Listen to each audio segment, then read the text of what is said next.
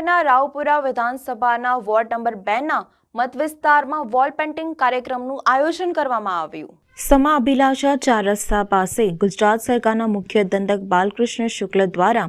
રાવપુરા વિધાનસભા મત વિસ્તારના વોર્ડ નંબર 2માં વોલ પેઇન્ટિંગ કાર્યક્રમનું આયોજન કરવામાં આવ્યું હતું, જેમાં મોટી સંખ્યામાં વિસ્તારના કાર્યકર્તાઓ ઉપસ્થિત રહ્યા હતા। સાથે 22 જાન્યુઆરીએ ઘરોમાં દીપ પ્રગટાવીએ અને ધજા લગાવીએ તેવું બાલકૃષ્ણ શુક્લ દ્વારા સૂચન કરવામાં આવ્યું હતું। ભારતીય જનતા પાર્ટી ગુજરાત પ્રદેશ દ્વારા આગામી લોકસભાની ચૂંટણીના તૈયારીના ભાગરૂપે આખા ગુજરાતમાં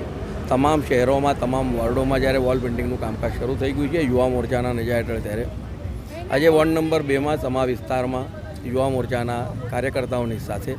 આ વિસ્તારના અમારા સ્થાનિક પ્રતિનિધિઓ અને સ્થાનિક નેતાઓની સાથે વોલ પેઇન્ટિંગના કાર્યક્રમમાં ભાગ લીધો।